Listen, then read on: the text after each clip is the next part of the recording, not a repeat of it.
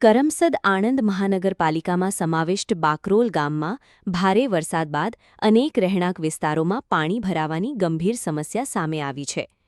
GSET college પાછળ આવેલી તીરથ bungalows 1, તીરથ bungalows 2 અને તીરથ બંગલોઝ 3 સોસાયટીમાં વરસાદી પાણી સીધા ઘરોમાં ઘૂસી જતા રહીશોને ભારે હાલાકીનો સામનો કરવો પડ્યો હતો. એટલું જ નહીં, શ્રી જલારામ લોહાણા કન્યા છાત્રાલય પાસે આવેલા કરમ બંગલોઝમાં પણ ઘરોમાં વરસાદી પાણી ફરી વટા લોકો મુશ્કેલીમાં મુકાઈ ગયા હતા. ઘરોમાં પાણી ઘૂસી જતા ઘરવખરી, ફર્નિચર, ઇલેક્ટ્રોનિક સાધનો સહિતની ચીજવસ્તુઓને નુકસાન પહોંચવાની ભીતિ વચ્ચે પરિવારોને આખી રાત જાગીને પાણી કાઢવાની ફરજ પડી હતી. નાના બાળકો, મહિલાઓ અને વૃદ્ધોને પણ ભારે મુશ્કેલીઓનો સામનો કરવો પડ્યો હોવાનું સ્થાનિક રહીશોએ જણાવ્યું હતું. ઘણા પરિવારો રાતભર ઉજાગરા કરવા મજબૂર બન્યા હતા.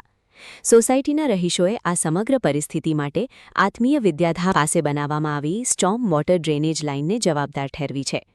રહીશોના આક્ષેપ મુજબ ડ્રેનેજ લાઇન રોડની સપાટી કરતાં અંદાજે 2 ફૂટ ઊંચી બનાવવામાં આવી હોવાથી વરસાદી પાણીનો યોગ્ય નિકાલ થતો નથી. પરિણામે વરસાદી પાણી રસ્તા પર ભરાઈ રહે છે અને ત્યારબાદ ઘરોમાં પ્રવેશી જાય છે. સ્થાનિકોએ જણાવ્યું હતું કે અગાઉ પણ અનેક વખત આ સમસ્યા અંગે સંબંધિત તંત્રનું ધ્યાન દોરવામાં આવ્યું હતું, છતાં આજ દિન સુધી કોઈ કાયમી ઉકેલ લાવવામાં આવ્યો નથી. દર વર્ષે વરસાદ પડતા જ પાણી ભરાવાની સમસ્યા યથાવત રહેતા લોકોમાં ભારે રોષ જોવા મળી રહ્યો છે. રહીશોએ કરમસદ આણંદ મહાનગરપાલિકાના જવાબદાર અધિકારીઓ તાત્કાલિક સ્થળનું નિરીક્ષણ કરી સ્ટોર્મ વોટર ડ્રેનેજની ખામીઓ દૂર કરે તેમજ વરસાદી પાણીના યોગ્ય નિકાલ માટે અસરકારક કામગીરી હાથ ધરે તેવી માંગ કરી છે. જો સમયસર યોગ્ય પગલાં નહીં ભરવામાં આવે તો આગામી દિવસોમાં વધુ વરસાદના કારણે પરિસ્થિતિ વધુ ગંભીર બનવાની અને જાનમાલને નુકસાન પહોંચવાની શક્યતા હોવાનું સ્થાનિકોએ જણાવ્યું છે. મારું નામ ભૂપેન્દ્ર પટેલ છે. તીરથ 2માં 53 નંબરના મકાનમાં રહું છું. અમારી સમસ્યા એક જ છે નગરપાલિકાને કે આ જે વરસાદી પાણીનું જે લાઈન કરી છે આ લોકોએ તે રોડ કરતાં 2 ફૂટ ઊંચી કરી છે. એટલે અમારે સોસાયટીનું પાણી અને આ નાના બજારનું જે આવતું પાણી એકે બાજુ નીકળતું નથી અને અમારા ઘરોમાં અત્યારે અડધા ફૂટ જેટલું પાણી છે. તમારે શું માંગે છે? જે કંઈ નિરાકરણ લાવવાનું હોય તોડી નાખો અને કે પછી અમારે કંઈક એનો રસ્તો કરવો પડશે. મારું નામ હાર્દિક છે, રણવીરસિંહ ચૌહાણ છે. હું તીરથ 1 જીસેટ કોલેજ પાછળ રહું છું, બાકરો ગેટ આગળ.